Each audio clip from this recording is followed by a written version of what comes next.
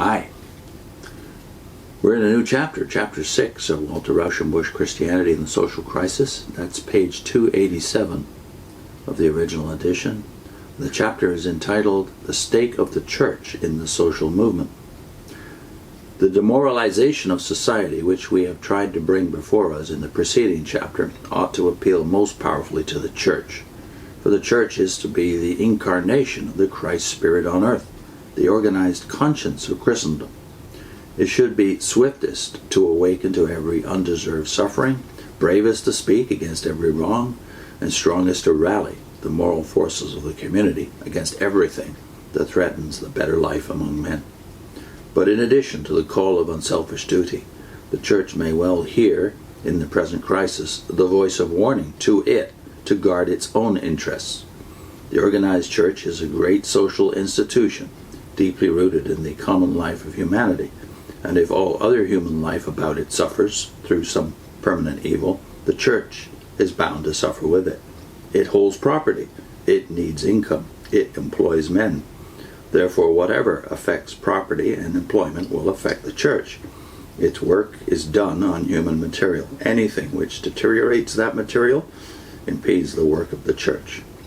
The warning of justifiable self-interest runs in the same direction with the call to duty, and each reinforces the other.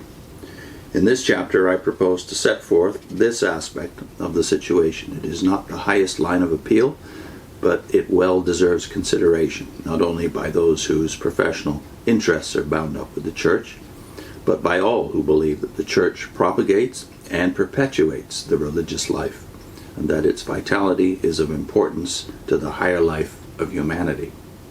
Now he has a new subhead, the Church and its real estate. The Church is a large landowner. As soon as it gets beyond its first itinerant stage, it needs a permanent foothold on the land. Every enlargement of church work, every mission or parish house requires land. If land is cheap, church expansion is easy. If land prices are artificially high, expansion is checked. Land speculation, which checks and strangles every other business, hampers the Church too. The retarding influence of land prices is felt most in the founding of missions and young churches. It is a frost that nips the young shoots. A young church enterprise is usually feeble in its finances. If it has to pay a prohibitive price for a mere location, that may cripple it or frustrate it altogether. Now, land prices are highest where population is densest. Consequently, it is harder to plant new churches in large cities than in small. 100 working people in a small town might easily unite in buying a lot for $1,000. This is 1907. The same 100 persons, if living in New York, might have to pay $10,000 for a lot of half the size.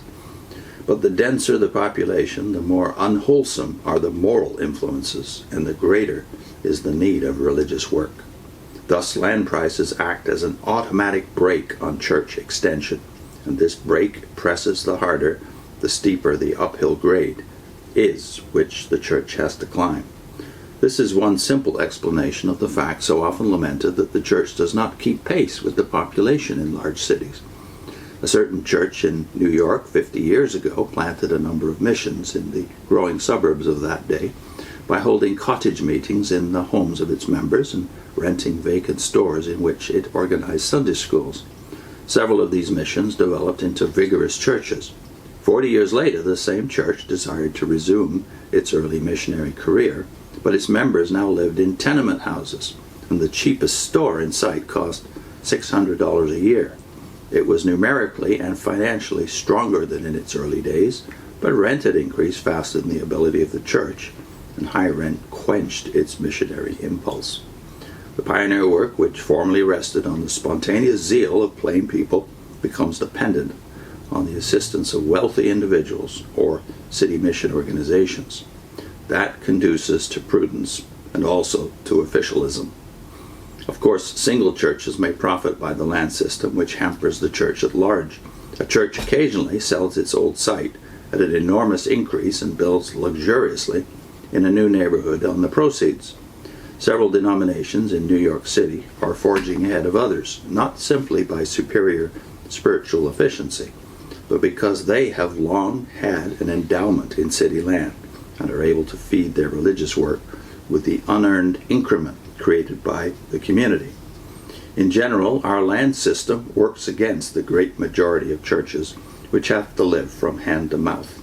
It has long seemed to me that the land tax system advocated by Henry George would create almost ideal conditions for the ordinary church. A church would then pay an annual rental or tax on the site occupied, just as if it occupied land under a perpetual lease. It would not have to raise a large sum for the initial purchase of the land, but could devote its available capital to the church edifice and hope to pay its annual land tax from its current income, just as it now pays interest on the church debt.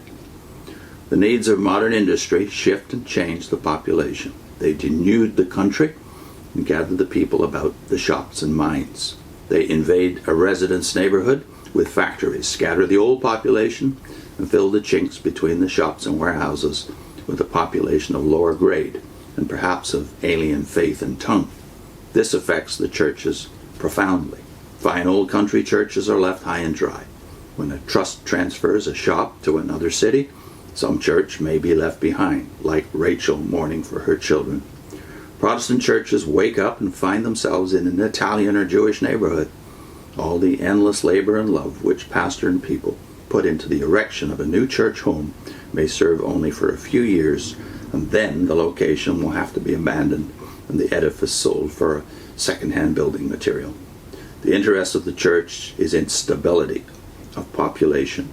A permanent location builds up an invaluable goodwill. People come to love the local church for the memories and traditions which cling about it and make it more beautiful than the ivy on its walls. Churches are long-lived organisms like trees and strike their roots deeper with the passing years. When a speculative and frantic commerce hustles the churches around, they owe it no thanks. Competitive industry sweeps the people together in the great cities. Therewith, it creates the problem of the downtown church. In a community of moderate diameter, the people on the outskirts can easily reach a church built in the center.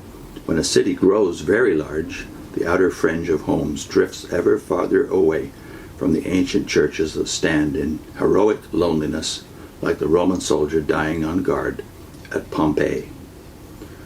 Their problem is aggravated by land speculation, which usually lays a belt of sparsely settled land about the city and compels home seekers to cross that belt to nuclei of social life still farther out. These brief suggestions will suffice to show that at the bottom of some of the gravest problems that harass churches and pastors lies the land question in its relation to the complex total of modern life. The condition of the crowded and landless people ought long ago to have aroused the church to examine the moral basis of our land system. Let it realize, in addition, that its own growth and stability is impaired by the same causes. In the next section, Rauschenbusch discusses the church and its income. Put a link into how family and land inheritance guaranteed an approximate equality in ancient Israel. Rauschenbusch has discussed that at the beginning of the book, so I'll put a link into that video.